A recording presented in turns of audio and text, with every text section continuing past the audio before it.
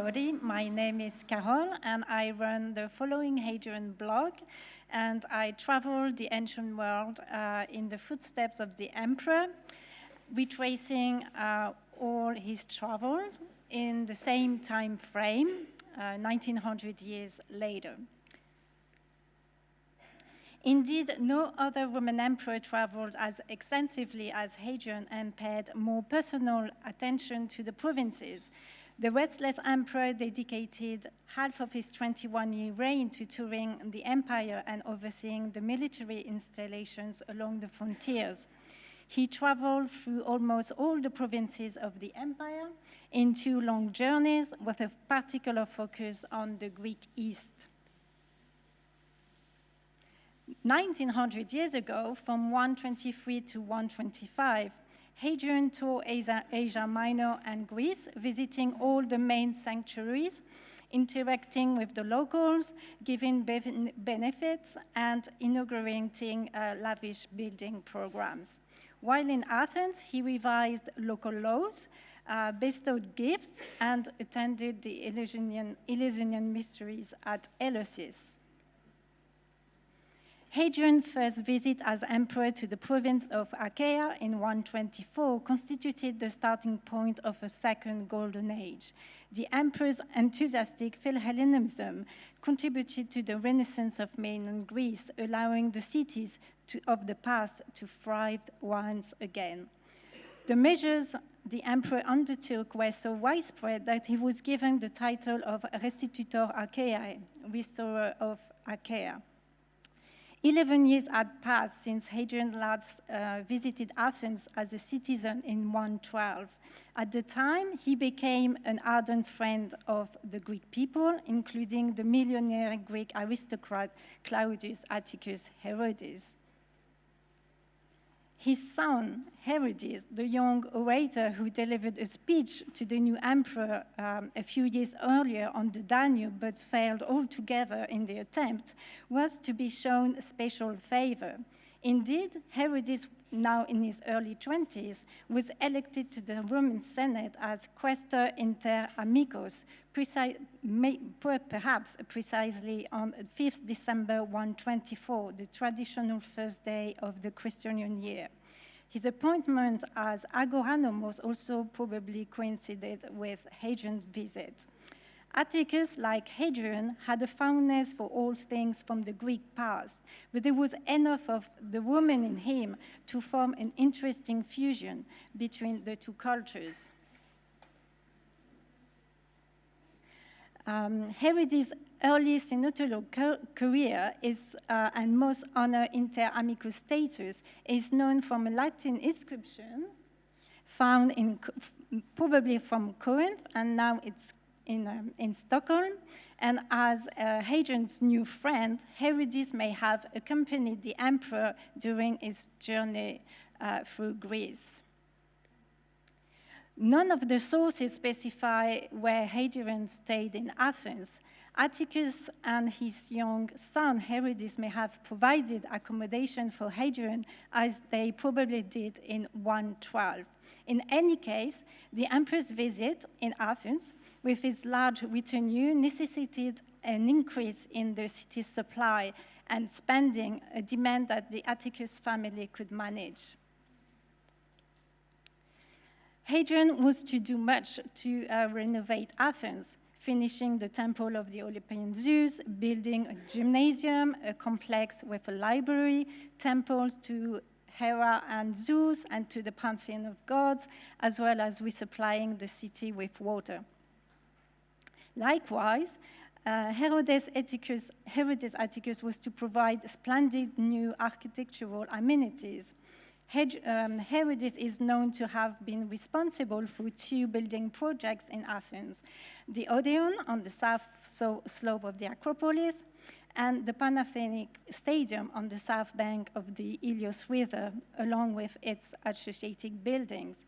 Both structures were renowned for their beauty and were considered by Philostratus to be monuments such as exist nowhere else in the Roman Empire.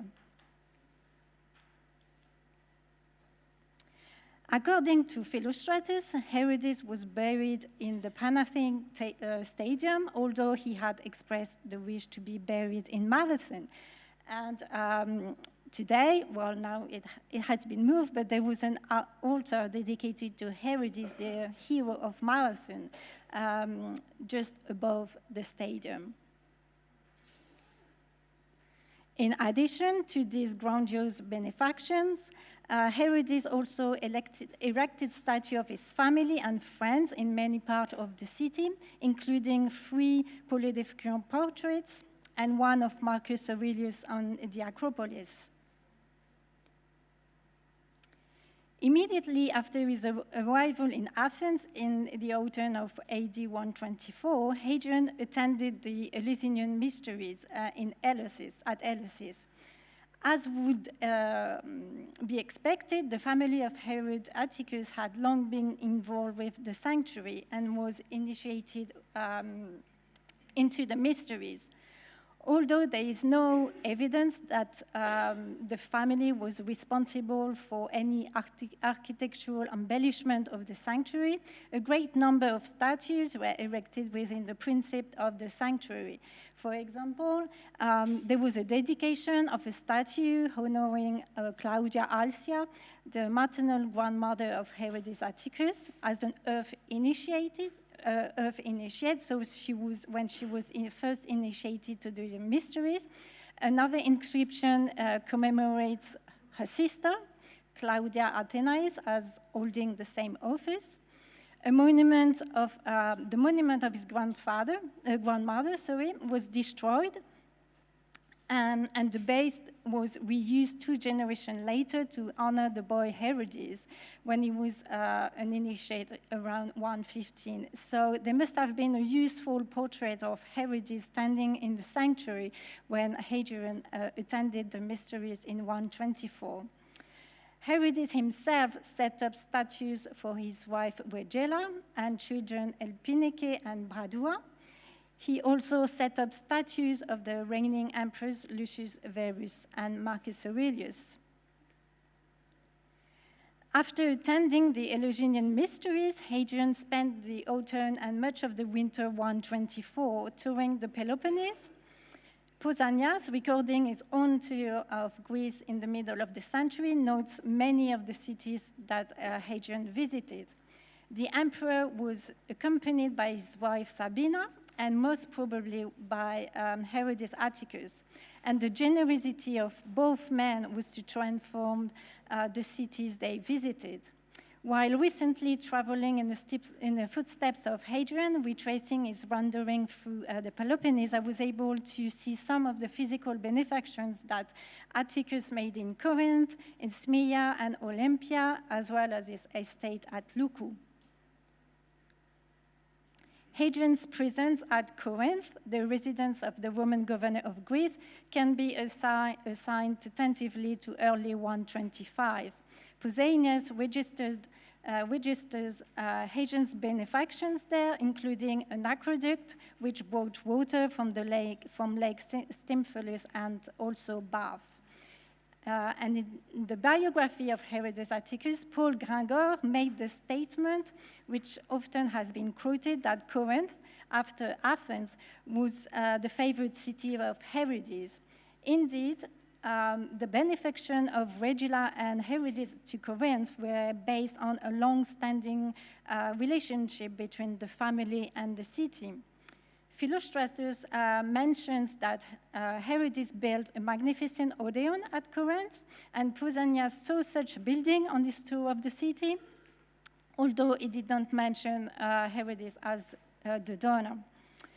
It is more likely, however, that Herodes was responsible for the renovation of the Odeon rather than the building, since archaeological excavations have identified 3 major phases of construction, the first one dating from the last third of the first century.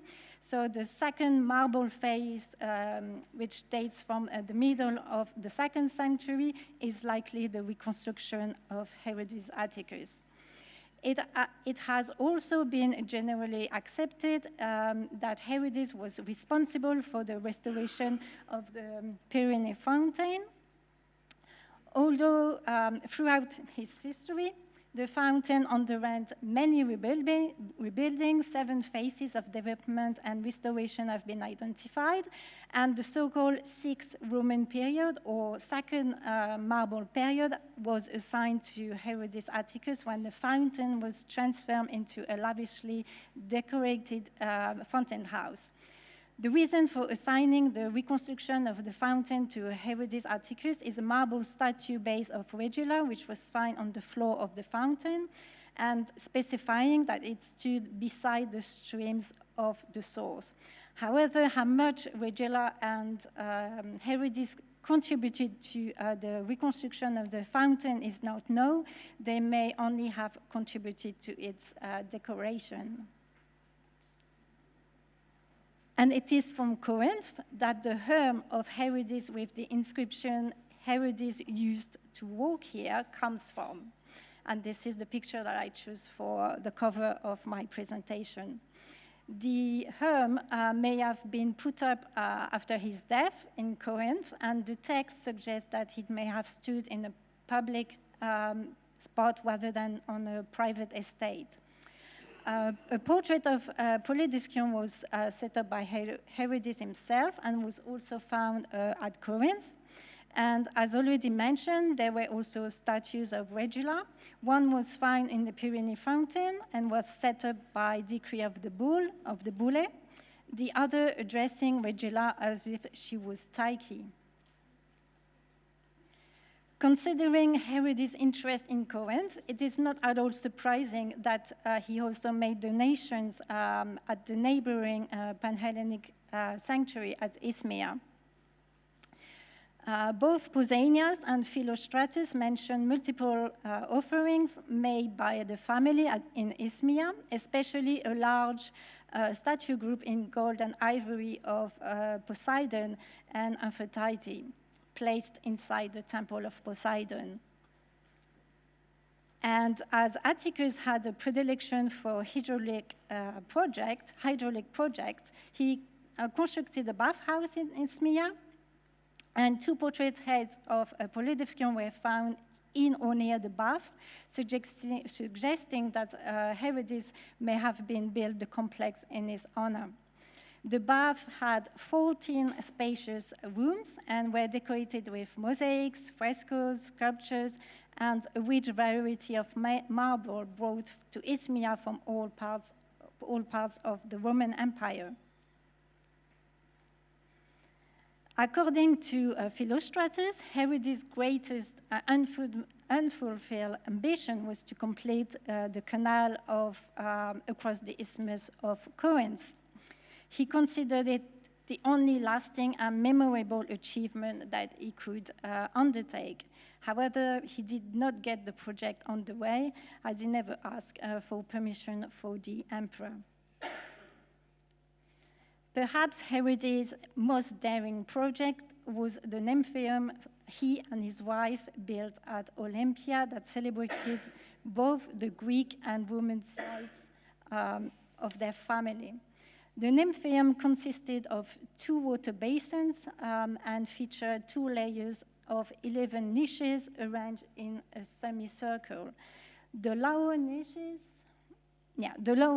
contain sculptures of the imperial family, while the upper contains sculptures of the family and Herodes and Regula, as it was in the early 50s, so with 4 living children. And at the center stood a statue of Zeus. A marble bull statue was probably placed on the balustrade between the 2 basins. According to the inscription on the bull, the Nymphaeum was dedicated to Regula when she was serving as a princess of Demeter at Olympia.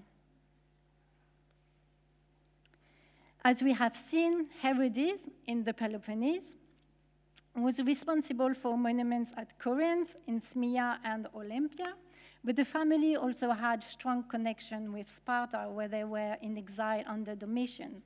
His grandfather Hipparchus, was honored as a benefactor there, and his father, Atticus, served as an ephebe, and later held several offices in Sparta. He also married his niece, Vibulia Alcia, who had connection with Sparta.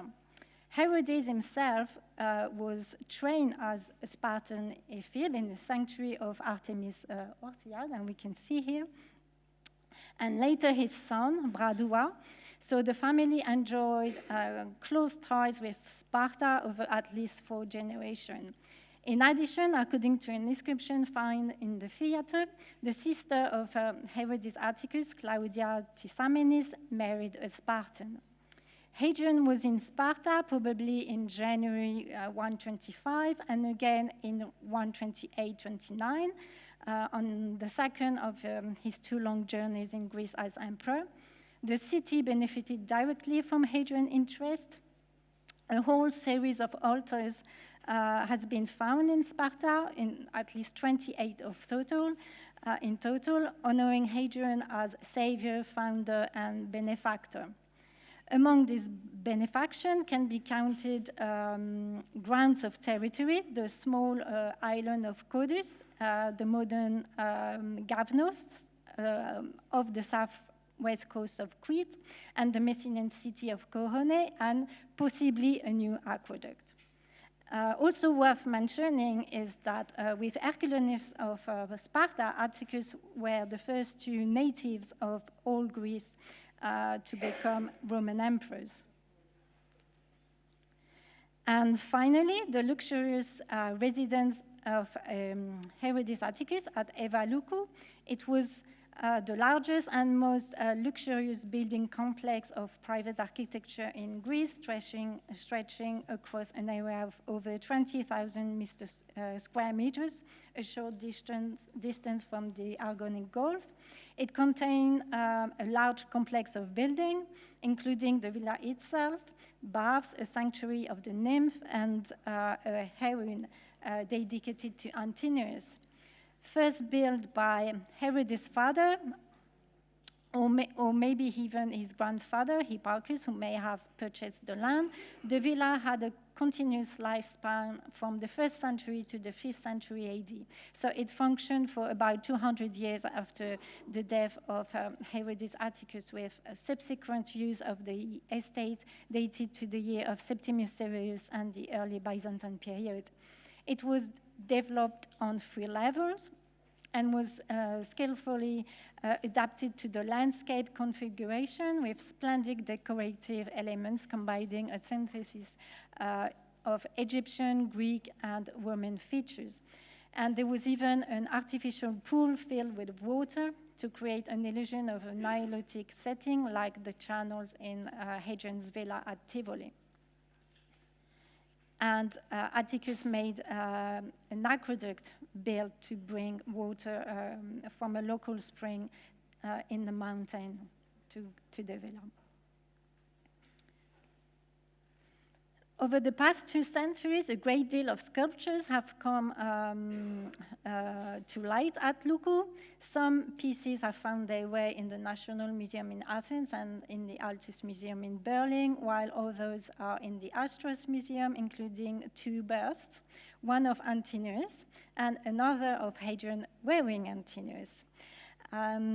Herodes' Villa has also yielded copies of masterpieces, classical masterpieces, portraits of Herodes himself and of his family, a lot of marble relief that you have seen previously, and 2 portraits of Aelius Caesar, Hadrian's first intended heir. And that's it for me. Thank you so much.